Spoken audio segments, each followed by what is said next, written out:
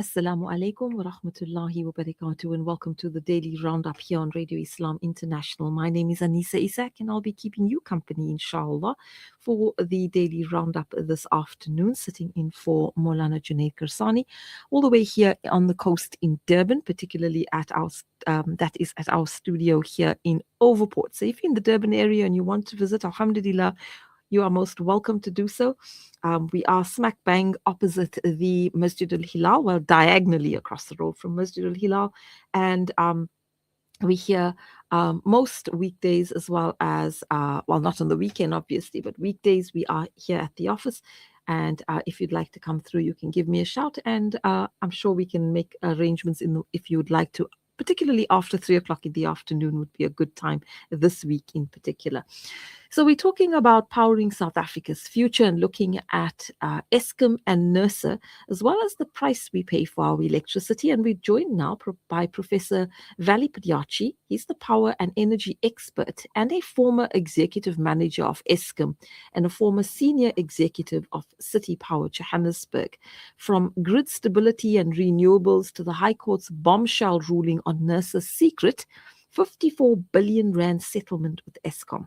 This is a straight talking conversation that we're going to be having about power, price, and public trust.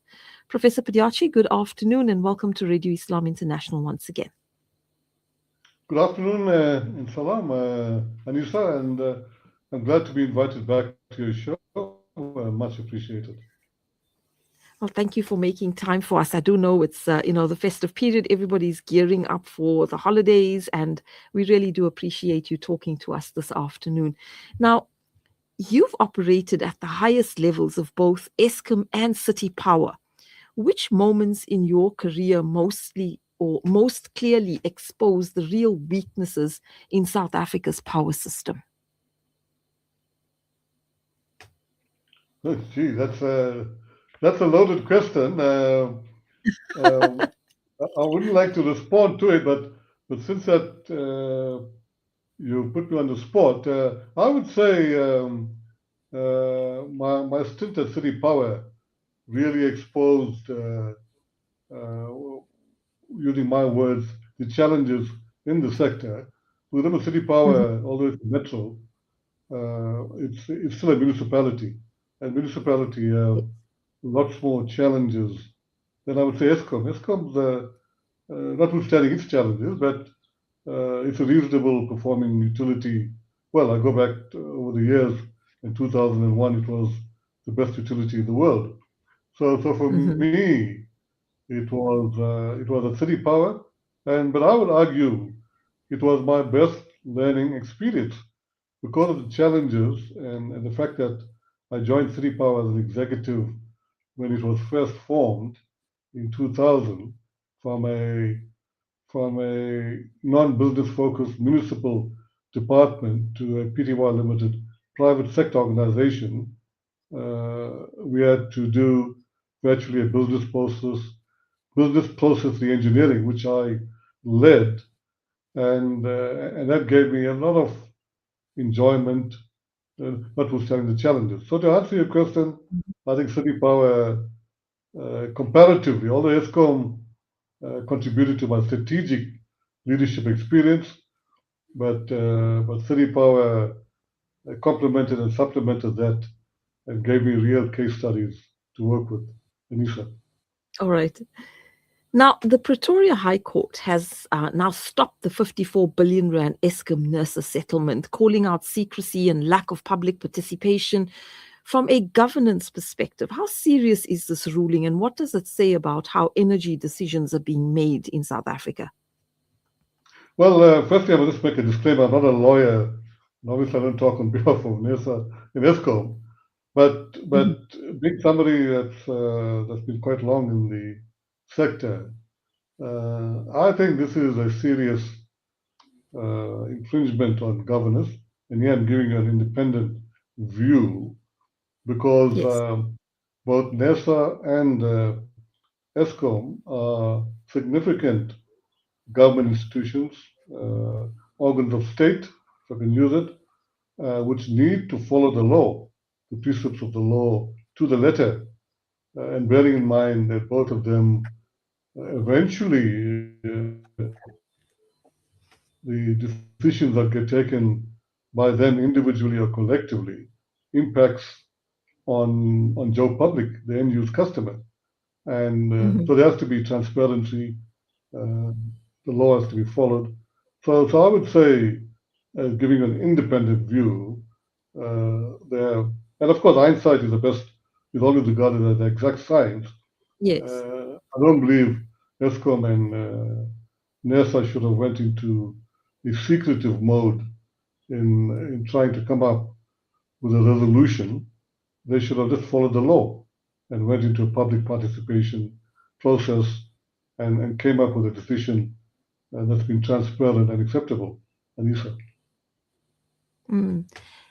So Nersa has admitted major errors in Eskom's allowable revenue calculations, yet consumers were expected to foot the bill. As South Africans effectively paying for regulatory failure through electricity tariffs, is that what we're seeing?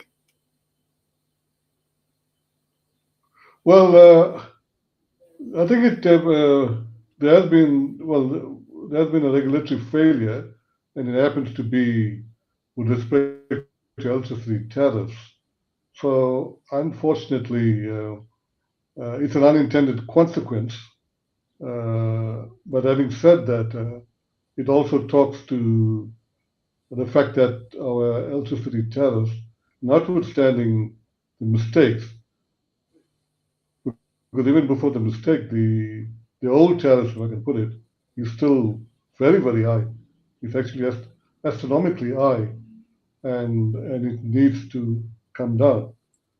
Except that this error, which needs to be resolved, and which will obviously lead to a further increase in the tariff and a further exacerbation of the situation. So we are in a rock and a hard place, Anissa. Mm, mm. Now, in the short term with load shedding, aging infrastructure, and tariff pressure, what practical steps can actually stabilize the grid without pushing households and small businesses over the edge? And I'm sure this is a question you've been asked many times. Yes, I think those three factors you mentioned, all three of them cannot be addressed exclusively. They're all inclusive aspects, and they need to be addressed collectively, albeit each one of them has different impacts. Although I would argue they have significant impacts, and the so Eskom and the government has been addressing them significantly, if I can use that word.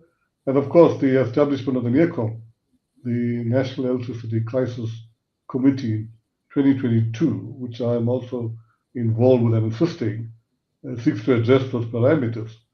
So, so to answer your question, there has been significant effort been put in that direction, and admittedly, there has been success.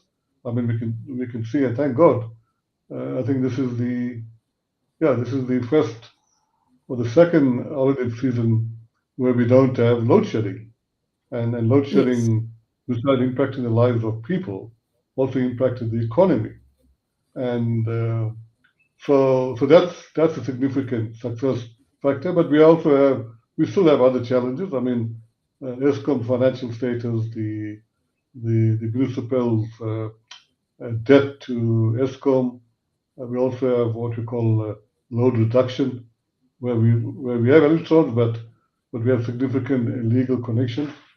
And then we still need to get, although we have a sufficient cushion of enough electricity or electrons on the grid, we still need to commit our effort to the just energy transition, which South Africa has committed to, the sustainability targets, the net zero goals of 2050, And of course, and I should have mentioned this in the beginning, we are now going into the creation of an energy market, as you know, in April 2026. And for me, that's going to revolutionize the electricity energy space in South Africa. Over 100 years we've been operating. And I think one final point, we are now moving into a regime based on the new amended Electricity Regulation Amendment Act, into a regime where Eskom, and I'll add the Munich to it, will no longer be playing a monopolistic role, and we are now going to be transforming, albeit it may be a 5-year transition, into a total competitive environment. Anissa. Mm. How do you weigh renewable energy against conventional generation in this moment, not ideologically, but realistically, when affordability, reliability, and speed all matter? Well, that's also another loaded question, but I'm glad you asked that question. I think, I seem to have uh, you in the hot seat today. I'm quite used to that.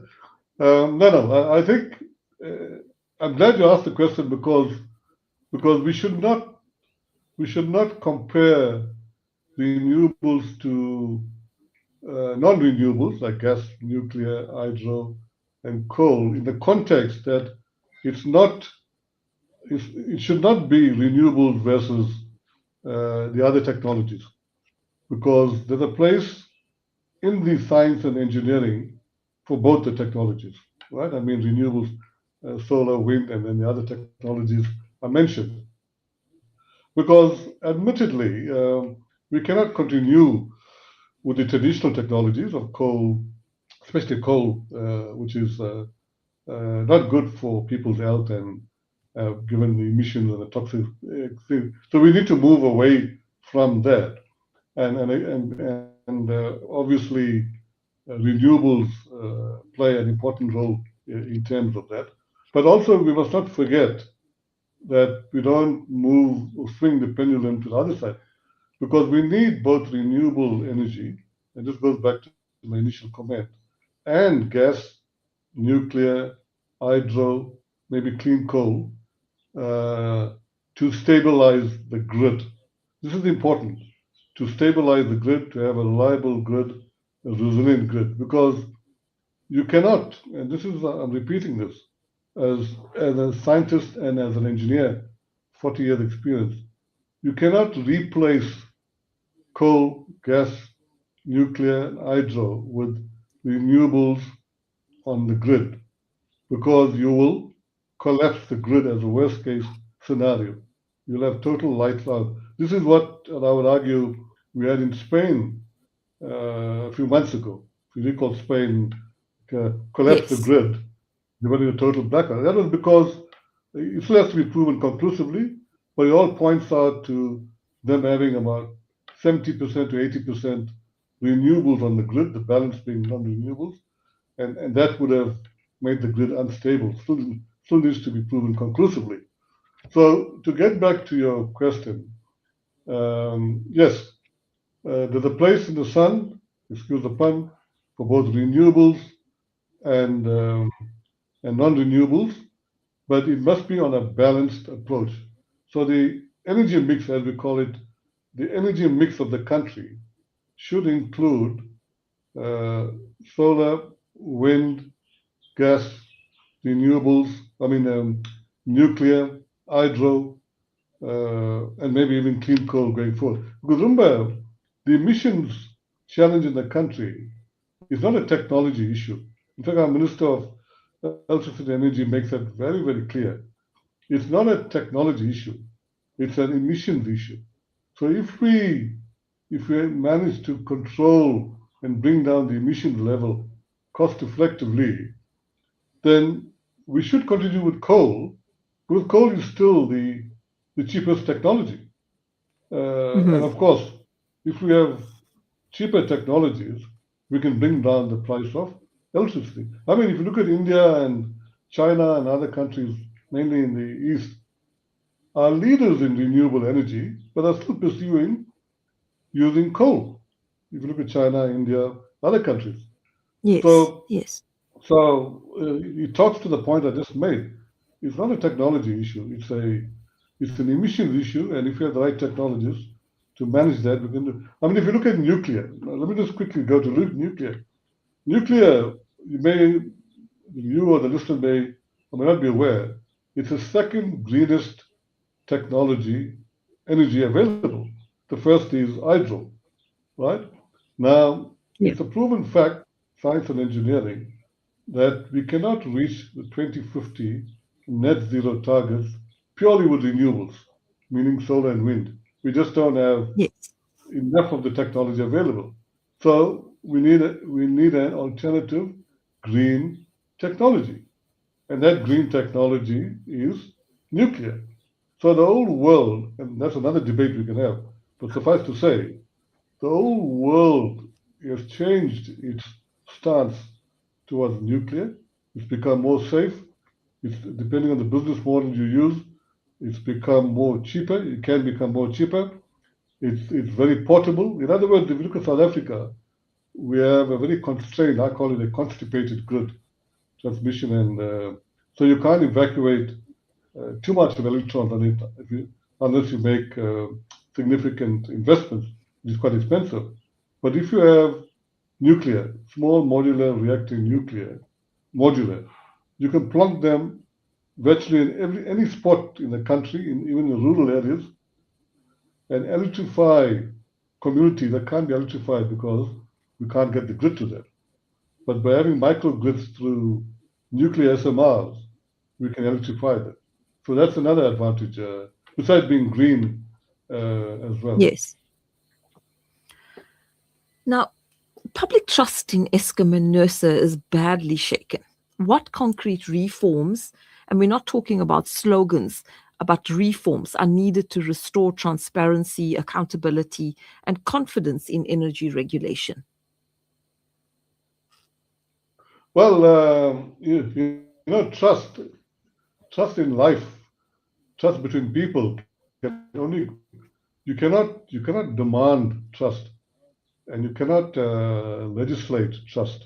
You can legislate for ethics and governance, etc. But trust uh, comes by action. You lead by action, and you demonstrate by your actions, which leads the beholder to uh, to to conclude, yes, there is a trust relationship and there is a trust environment.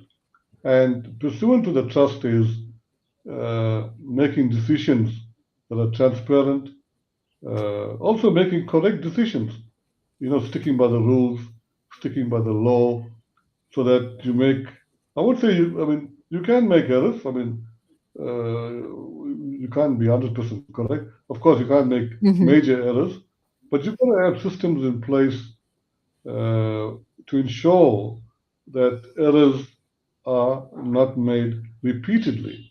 Yes. I was just reflecting on this Nersa errors. I mean, Nersa has made errors, quite a few errors of recent. And as engineers, when we design, when we do design of bridges and power stations and TVs and etc., uh, you literally can't have a second chance. Can you imagine you make an error on a bridge, Yes. etc.? So as Mm-hmm. engineers, of course, by our training, we try to avoid errors, but we also have systems in place where the systems, the rules, criteria, oversight, design review teams that complement and supplement decisions that you take as an engineer before you start executing on a design. Now, it sounds very robust, but it's worked for decades, and not decades, centuries and centuries. I mean, you go back to the Roman empires, brilliant engineers. I mean, you look at the Egyptians' pyramids, you look at other aspects, all designed by engineers who, I guess there were others, but there were the steps to do that. So what I'm saying, for trust to be inculcated, you need that to be underpinned by the stuff I've just alluded to. Because if you continuously start making errors and errors and errors, unfortunately, and I can't defend this, the public and stakeholders like yourself, the media, will lose trust. And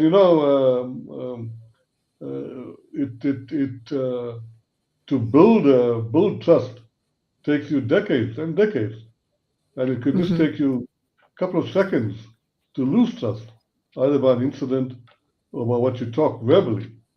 So trust has to be built by action, demonstrably, transparency, and also by chemistry in that relationship or in that environment. Anissa, I'm talking like a philosopher now. Yeah. But it's true what you say. Trust can take years and decades to build, especially when we look at a company like Eskom. It's taken decades to build Eskom. At one point, I remember when I was in school and we lived in Pietermaritzburg, when anybody was looking at, careers, one of the places we'd always be taken to as students was the Eskom offices to see how everything was managed, because it was known as one of the best companies to work for. It was run very well. People were paid well. People were happy working there. And now we don't hear that. It doesn't have that status any longer. And it's because that trust has been lost. And as you say, it can take a few seconds to lose trust in an entity, in a person, or whatever. So it's not just philosophical. I think also people on the ground see it as being, when you buy a certain brand, you expect it to fulfill the promises it puts out. And when it doesn't, then you definitely don't want to be part of that any longer. But In moving fact, Anissa, forward, yeah. just to not to labor the point, I think that's an excellent point you made, or a summary of the point. I mean, I for myself, I come from the coast. I'm from KZN. I never thought I would move to move to the interior, to Joburg, and I moved here because I joined Eskom in the early 90s because Eskom Hmm. was a company of choice, and and Yes. uh, and I and I moved the entire family up here because it was a company of choice at the time, you know. Yes. So, looking ahead, maybe a decade, 10 years, what will really change the game? New technologies like storage, stronger independent power producers, a demand side management, or a complete rethink of Eskom's business model? Yes, yes. I'm glad you also asked that question because I don't believe you'll have an Eskom and maybe the municipalities from a business point of view, business model like we're having it now. So, firstly, maybe a couple of pointers. I think you'll have. Okay, but before I get there, although I made that statement about Eskom and the municipalities, but you would still need an Eskom and a municipality in the landscape. And let me come back to that, but make another statement to say that you said 10 years. I think we'll have a total competitive environment where the private sector will be playing a major role in the landscape. But I want to get back to my previous comment. But we are in South Africa, we are in Africa, and unlike the first world countries, we have a significant amount of poor people. Unlike the first world, where they have the majority middle class and rich people, and in South Africa and Africa, hopefully we come out of this very quickly, but it'll take time as well. I mean, at the moment, we have 600 million people in Africa that don't have electricity at all, zero. And 1 billion Yes. people are cooking biomass, unhealthy. So we still have to get all of that. So, so, so we're still going to have significant percentage of the population as poor people. And the private sector, you have the private sector playing a big role, total competition, digitization, AI, new technologies, two-way flow of electrons, customers, more choices, and all of that. But underpinning all of that, you've got this population of people, right? 600 million people, no electricity, 1 billion not doing clean cooking. A large number is still in South Africa, So the what needs what needs to happen? You still need the Eskom and the municipality around because they will have, notwithstanding the competition that will be at play, they will be still following a developmental agenda. There will still be a utility, and I think government will still have a role to play in these institutions. And why I'm saying that is that the private sector, as we know, and I've said this loudly, their mandate, and I talked about the mandate of Eskom and the Munich being developmental state mandate, service delivery, revenue model, etc. But the private sector, you and I know, and I come from the private sector as well, have one mandate: to make profits. Make Yes. profits, lots of profits, and I would say indecent profits, for want of a better word. So immediately in this competitive space, you're going to have a difference of mandates, private sector and Eskom and the municipalities. But then you're going to have, let's call it two types of customers, right?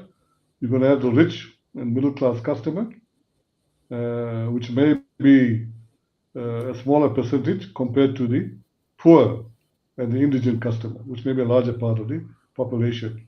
So between the private sector and the utilities, meaning Eskom, that's why they need to be there, and municipalities, they need to service these types of customers.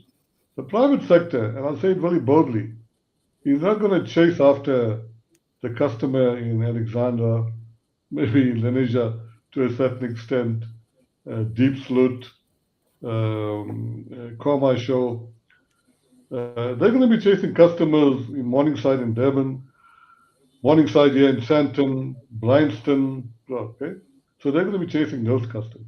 They're not going to be chasing the other customers, and this is where Eskom and the municipalities will have to play that role. They will have to provide the means to cater Yes. for the poor customer. So that's going to be there, I think, still when we get into the competitive space. And yeah, I must also make the statement. We must be very, and I mentioned to you that the South African energy market, the new one that's coming up, will revolutionize the energy space. Okay, given what the ERA Mm. is also wanting to be done. So we must be very careful that we don't throw the baby away with the bathwater, that we take our population with us. We take the poor, we take the indigent, we take the middle class, we take the rich together. Otherwise, we don't want to neglect the poor and needy. Well, then we're heading for disaster. So, Yes.